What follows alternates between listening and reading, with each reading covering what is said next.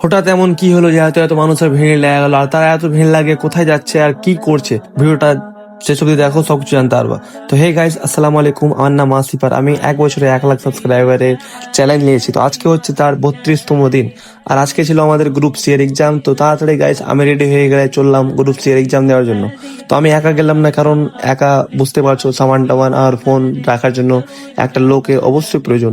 তো আমি আর আমার মিশন মামা বেরিয়ে গেলাম ঝট করে এক্সাম সেন্টারে যাওয়ার জন্য। যেতে যেতে গাড়িতে তেলটা খুব কম ছিল, আর আমাদের বাড়ি থেকে প্রায় 40 কিলোমিটার রাস্তা, তার জন্য গাড়িতে তেলটা ভরা খুবই প্রয়োজন। তো ফটাফট আমার নিকটবর্তী পাম্পে গিয়ে রাস্তার পথে তেল ভরলাম 200 টাকার, আর 200 টাকা তেল ভরে চলে যাব আমি এক্সাম সেন্টারের দিকে। তো গাইস দেখতে পাচ্ছ এখানে পাম্পে তেল ভরছে, আর অনেকটা ভিড় লেগেছিল রাস্তাতে, কেননা অনেক কোটি কোটি লোক এই এক্সাম দিচ্ছে। আর আমাদের যা পশ্চিমবঙ্গের অবস্থা গাইস, 2000 সিটের জন্য পরীক্ষা দিচ্ছে কেউ 2 লক্ষ লোক, বুঝতে পারছো। তো গাইস তেল ভরা হয়ে গেল, ফাইনালি তেল ভরে বেরিয়ে গেলাম আমি আমার এক্সাম সেন্টারের দিকে।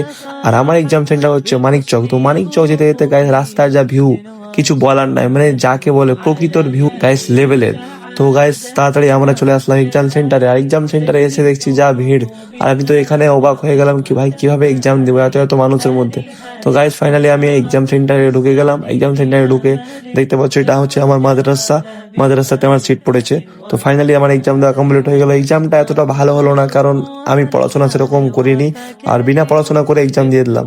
তো গাইস দেখতে পাচ্ছ তাড়াতাড়ি সবাই এক্সাম দিয়ে বেরানোর জন্য সবাই একসঙ্গে হুড় ধাক্কা করে বেরোচ্ছে, মনে হচ্ছে এরা আর বেরোতে পারবে না। তো গাইস ফাইনালি আমার এক্সাম দেওয়া শেষ হয়ে গেল, আর বেরিয়ে গেলাম আমি বাড়ি।